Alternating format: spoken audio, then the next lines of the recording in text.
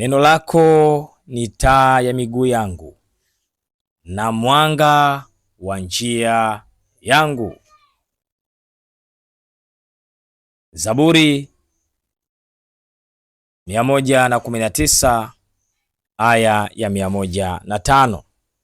Shalom shalom. Bwana Yesu asifiwe. Tumsifu Yesu Kristo. Ndugu yetu ambaye unaendelea kufuatilia mafundisho kupitia chaneli ya Mikono ya Kristo, Mungu akubariki sana kwa kitendo hiko cha kutumia muda wako kulitafuta neno la Mungu uweze kupata baraka zake. Siku ya leo nimekuja na somo ambalo linasema hivi: tembea nuruni kwa wakati. Tunapaswa kutembea nuruni kwa wakati. Na nimeanza na neno hilo kutoka Zaburi ya 119 na aya ile ya 105 ambayo inasema, neno lako ni taa ya miguu yangu. Neno la Mungu ni taa ya miguu yangu, ni taa ya miguu yako. Kwa nini miguu? Kwa nini miguu? Miguu ndio inabeba utayari wa mtu. Maana halisi ya miguu ni kuwa tayari kupiga hatua. Kupiga hatua kwenda kwenye safari ya wokovu.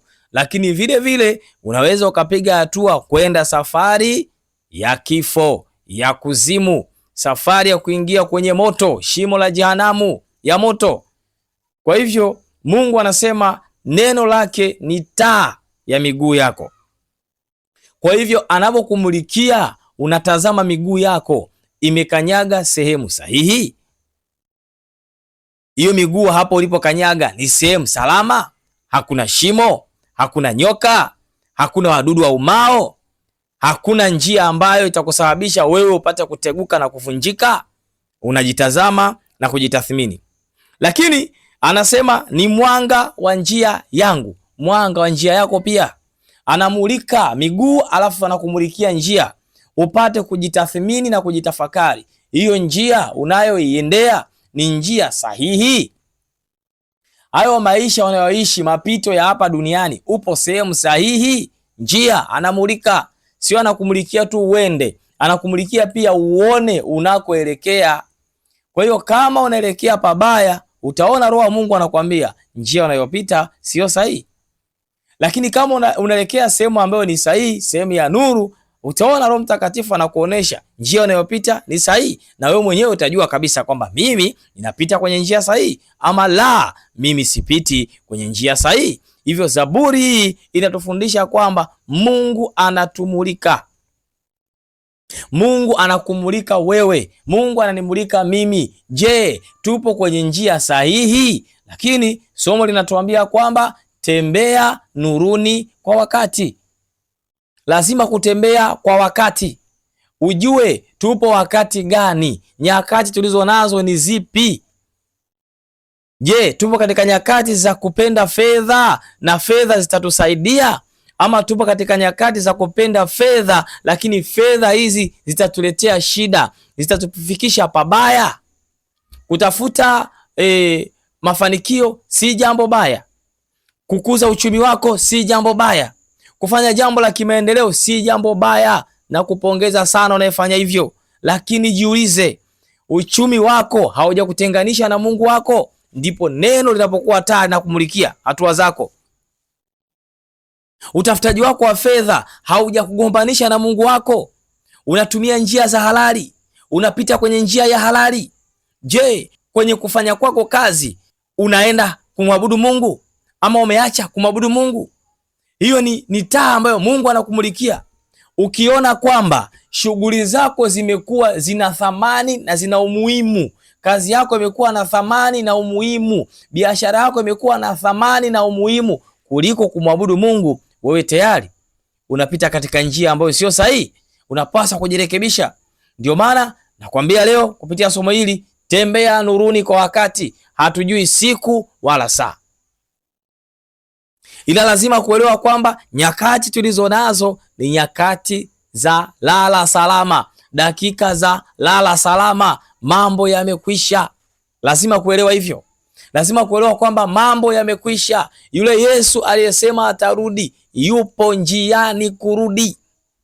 dalili zile ambazo tuliambiwa zimeshatimia.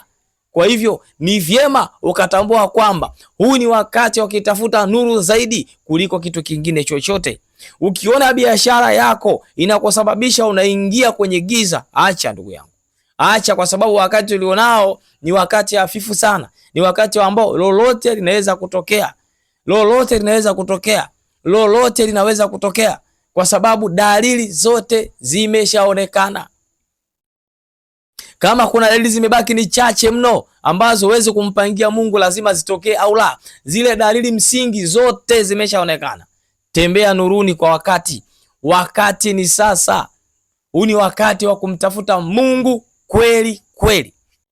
Huu ni wakati wa kufanya ibada katika roho na kweli. Ndugu yangu, enzi zile za gharika, enzi za Nuhu alitangaza kuhusiana gharika, ikapita miaka 40. Miaka 40. Watu wakasema hakuna gharika. Miaka mingapi? 40. Gharika ilipoanza, Nuhu kashaingia kwenye chombo kinayoma kwenye maji, watu ndio wanakumbuka kwamba Nuhu alisema. Sasa miaka 40 si mingi, miaka 100 si mingi. Ndugu yangu, kaa sehemu sawa sawa. Kama sio mwisho wa dunia, kama sio unyakuo, kifo chako mwenyewe. Haujui siku wala saa. Tembea nuruni kwa wakati. Itafute nafasi ya kutembea kwenye nuru. Acha mambo ya uovu. Tafuta neno la Mungu. Mtafute Mungu aliye hai katika maisha ya leo. Tupo katika wakati ambao sio wa kulaumiana. Ni wakati wa kila mmoja kuhakikisha kwamba anapata fursa ya kwenda mbinguni. Ni juu yako. Swala hilo lipo ndani ya uwezo wako. Kwa hiyo kulibeba ama kulikataa ni wewe. Neno la Mungu ni taa. Linamulika maisha yako, linamulika matendo yako, linamulika mienendo yako. Fungua Biblia yako. Soma kitabu cha Wakorinto wa pili, sura ya 4, ile aya ya 6. Inasema hivi: kwa kuwa Mungu aliyesema nuru itang'aa toka gizani ndiye aliyeng'aa mioyoni mwetu, atupe nuru ya elimu na utukufu wa Mungu katika uso wa Yesu Kristo. Mungu amesema kwamba nuru itang'aa toka gizani, na ndiyo huyo ambaye ameitia nuru mioyoni mwetu, na elimu na utukufu wa Mungu katika uso wa Yesu Kristo. Nuru ing'aayo gizani, wala giza halitoiweza, wala giza halitoliweza. Hiyo ni nuru ya Bwana. Tafuta nuru ing'ae katika maisha yako, usitafute giza. Zaburi 119:105 inakwambia Mungu anakumulika, anamulika taa yake maishani mwako. Amemulika taa yake maishani mwako ili ujitathmini, upo kwenye nuru ama upo kwenye giza. Uwezi kusema wewe ni Mkristo wakati unatembea gizani. Kristo ni nuru. Tunasoma hapa, nuru itang'aa toka gizani, ndiye aliyeng'aa mioyoni mwetu, atupe nuru ya elimu ya utukufu wa Mungu katika uso wa Yesu Kristo. Unajihitaji wewe Mkristo wakati hii nuru haikuzukii? Unajihitaji wewe Mkristo wakati nuru haing'ai ndani mwako? Unakuwaje wewe Mkristo wakati hakuna nuru ya Mungu katika maisha yako? Kumejaa giza. Neno la Mungu likikumulika, taa ya Mungu ikikumulika, inakukuta huko gizani. Unahangaika na mambo ya dunia, unahangaika na mambo ya ushirikina, unahangaika na mambo ya uasherati. Ukiulizwa mambo ya Mungu bwana, tumwamini Mungu bwana, Mungu yupo bwana. Hakuna Mungu. Unairizi kiunoni, unasema Mungu yupo. Hilo ni giza ndugu yangu, hilo ni giza. Na Mungu ni nuru, Yesu Kristo ni nuru. Uwezi ukavaa irizi kiunoni ukasema hiyo ni nuru. Hilo ni giza umelibeba ndugu yangu. Tembea nuruni kwa wakati. Chukua hatua, na wakati ni sasa. Hatujui siku wala saa. Chukua hatua, usifanye uzembe. Hizo mali ni za kupita tu. Hizo mali hazina maana yoyote. Hizo mali ni leo tu. Waangalie wangapi walikuwa na mali, walipokufa kilitokea nini? aidha mali zimebaki, aidha wamegawana, aidha watoto wanazitumia, lakini aliyekufa zimemfaa nini huko aliko? Na wewe pia sasa hivi una raha, una cruise, una gari kubwa, una gari ambayo ni ya pesa nyingi. Sawa, hamna shida. Kama Mungu amekupa, shangilia Bwana kwa makofi. Tena msifu Mungu, amekupa chombo kizuri, amekupa gari ya gharama. Lakini itafaa nini ukiwa unatumia hicho kitu ambacho kimetoka gizani? Itafaa nini mbele ya Mungu? Itafaa nini roho yako ikienda kuangamizwa kwa sababu ya gari unayolimiliki? Itafaa kitu gani? Hakuna itakachofaa mpendwa. Tembea nuruni kwa wakati. Wakati ni sasa. Tathmini maisha yako. Soma hiyo Zaburi, itafakari 119:105. Hivi mimi natembea katika njia sahihi? Natembea katika njia inayofaa? Mimi kweli nastahili mbele za Mungu? Chukua hatua. Fanya mabadiliko. Geuza moyo wako. Tembea nuruni. Acha dhambi, acha uovu. Tembea nuruni kwa wakati. Unaweza kujiuliza, huu wakati ndio nini? Wakati upoje? Wakati gani? Fungua Biblia yako, soma kitabu cha Mathayo sura ya 24. Mathayo sura ya 24, halafu ile aya ya 36 hadi ile aya ya 42. Mathayo 24, 36, 42. Tuko hapa Mathayo 24 aya 36, anasema hivi: walakini habari ya siku ile na saa ile hakuna aijuae, hata malaika walio mbinguni, wala mwana, ila Baba peke yake. Mungu atahadharisha kwamba hiyo habari ya siku hiyo haijulikani hata na Yesu mwenyewe, hata na malaika wajui, ila Mungu mkuu, Mungu wa mbinguni, yeye ndiye ajuae habari ya siku hiyo. Lakini sisi tukapewa alama za nyakati. Taifa moja litapigana taifa lingine. Nyakati za mwisho watu watapenda sana fedha kuliko kumwabudu Mungu. Nyakati za mwisho upendo utapoa na mambo mengine mengi, ambayo hayo yote ukiyasoma, si unaona kwamba ndio nyakati hizi tulizonazo sisi? Kuna upendo sasa hivi, watu hawapendi fedha, mataifa hayapigani. Sasa hizo tuliambiwa ndio dalili za nyakati za mwisho. Sasa nyakati za mwisho ndio hizi, dalili zinaonekana. Wewe unahangaika kutafuta fedha, wewe unahangaika kujilimbikizia mali, unahangaika kuua watu, unahangaika kutoa sadaka za kafara ili biashara yako ikue, unahangaikia mambo hayo. Nyakati hizi, wakati, tembea nuruni kwa wakati. Aya 37 naendelea: kwa maana kama vile ilivyokuwa siku za Nuhu, ndivyo itakavyokuwa kuja kwake Mwana wa Adamu. Kwa kuwa kama vile siku zile zilizokuwa kabla ya gharika, watu walivyokuwa wakila na kunywa, wakioa na kuolewa, hata siku ile aliyoingia Nuhu katika safina, watu waliendelea na maisha ya kawaida.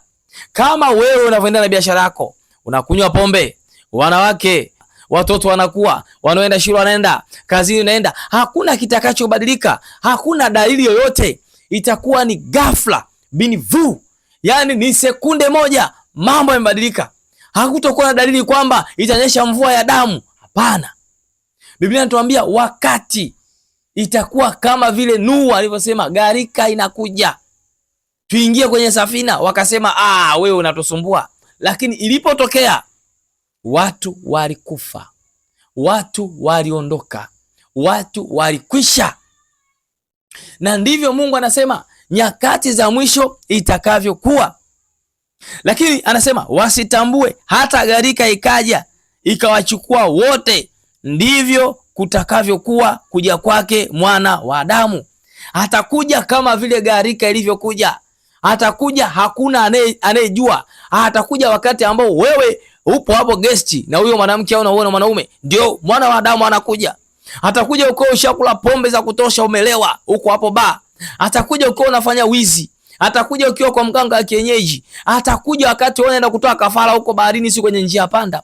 Atakuja ukiwa katika hali ya namna hiyo. lakini atakuja wakiwa watu makanisani wanaabudu, atakuja akiwa watu wanamtukuza Mungu, atakuja akiwa watu wanatenda matendo mema, atakuja akiwa watu wanamsifu Mungu, atakuja katika namna hiyo. Itategemea sasa, mwana wa Adamu anakuja, anakukuta uko wapi? Unyakuo unaingia, tunakwenda kumlaki Bwana mawinguni, utakuwa upo wapi ndugu yangu mpendwa? Tafakari, usio wakati wa kujali sana pesa. Fanya kazi zako, endeleza na biashara yako, usimsahau Mungu hata kidogo. Wakati ule watu wawili watakuwa wako kondeni, mmoja atatwaliwa, mmoja ataachwa. Wanawake wawili watakuwa wakisaga, mmoja atatwaliwa, mmoja ataachwa. Alafu anasema kesheni basi, kwa maana hamjui ni siku ipi atakayokuja Bwana wenu. Kesheni. Hatujui jamani. Kukesha sio kukesha baa, kukesha sio kukesha klabu. Kesha ukiwa unaomba, kesha ukiwa unamtafuta Mungu. Na kukesha huku sio kukosa usingizi, ni kuamua kuomba, kusali, kuabudu mara kwa mara. Mwana wa Adamu atakapokuja akukute na mafuta yanachemka ya kumwabudu Mungu, ya kumsifu Mungu. Mafuta ndani yako yanachemka, ndio kitu ambacho kinasemwa mahali hapa. Lakini wewe klabu na wewe disco na wewe, nyakati tulizo nazo ni nyakati za hatari. Lazima kukaa sawasawa na Mungu, lazima kujiweka sawasawa na Mungu, lazima kumtafuta Mungu kwa nguvu. Mtafuteni Bwana maadamu anapatikana, mtafute Mungu. Kazi zipo, fanya kazi, lakini kazi yako isikuzuie kumtafuta Mungu. Biashara yako isizuie ibada. Utafutaji wako wa fedha usizuie kumtafuta Mungu, usizuie kumwabudu Mungu. Mambo ya unyakuo, Biblia inasema hapa, utakuwa na mke wako mmelala, mmoja anatwaliwa, mmoja anabaki. Ndivyo takavyokuwa. Umejiandaaje? Lakini kama si hayo, kwenye kifo chako umejiandaaje? Maana kama si unyakuo ni kifo, umejiandaaje? Umejiandaaje? Wakati ni huu, Biblia inasema hata manabii hatakuja kuwasikia, itakuwa kimya. Wakati huo kila mmoja atakuwa amebeba kile ambacho alikitengeneza tayari. Hakuna manabii, hakuna tena mtumainieni Mungu, msifuni Mungu, mwabuduni Mungu. Hakuna, haitokuwepo. Umejiandaaje? Umejiandaaje? Au ndio kuruka tu usiku? Au ndio tukufanya uchawi? Wewe ndio msengenyaji? Wewe ndio mtukanaji? Wewe ndio umekazana na ushirikina? Wewe umekazana na mauaji? Wewe umekazana na wizi? Umekazana na dunia hii? Unaipenda dunia? Dunia hii si ya Mungu. Dunia hii anaendesha shetani. Wewe ndio unaingangania.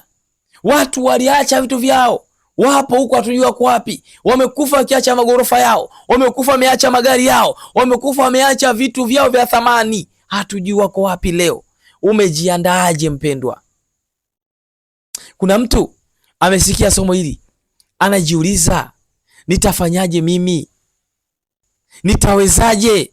Natamani sana kumtumikia Mungu, natamani sana kuona uso wa Mungu, ninatamani. Sikiliza nikwambie, Bwana anasema katika kitabu cha Zaburi ya 32, Zaburi ya 32 aya 8, anasema hivi, nitakufundisha na kukuonesha njia utakayoiendea. Mungu atakufundisha, Mungu atakuonesha njia ipi uende.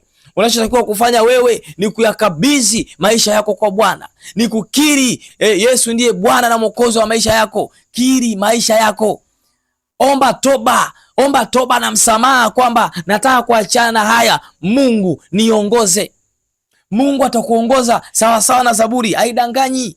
Mungu anasema neno lake ni neno lake, akisema amesema. Mungu si mwanadamu hata aseme uongo. Njia za Mungu si za mwanadamu. Tunayowaza sisi sio anawaza Mungu.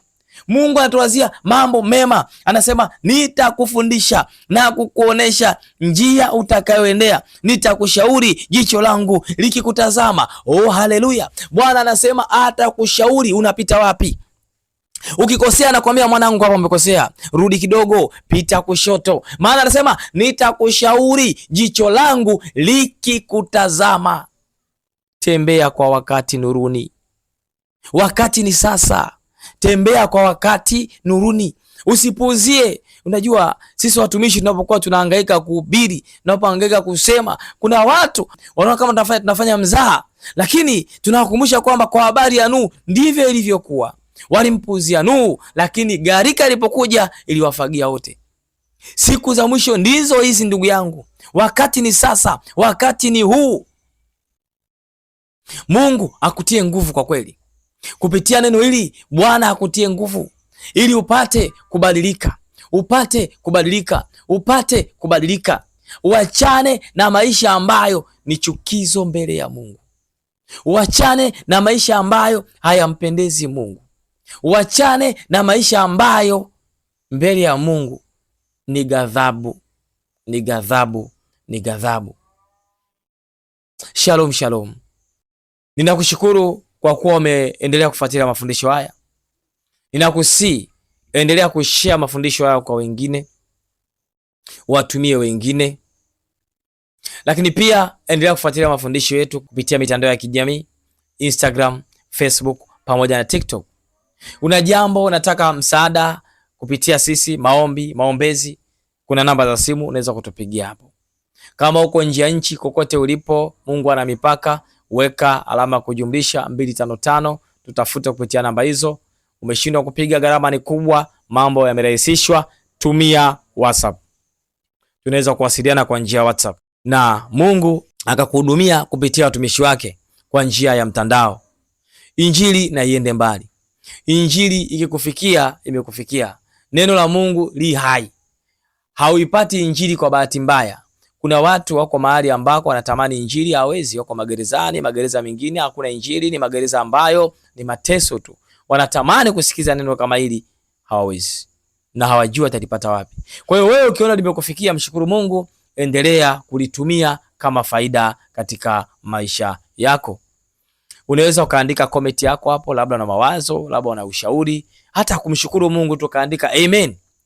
Mungu atakubariki kwa sababu hii ni injili. Haya ni mafundisho. Hii ni habari njema ambayo imekufikia. Hili ni neno la Mungu ambalo limekufikia. Na neno la Mungu likufikia ni baraka katika maisha yako. Ni baraka katika mji wako. Ni baraka katika biashara yako.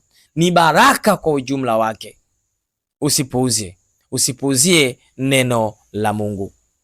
Ulikuwa na mimi mtumishi wa Mungu Norbert Simoni Mpunga. Hadi wakati mwingine. Bye bye.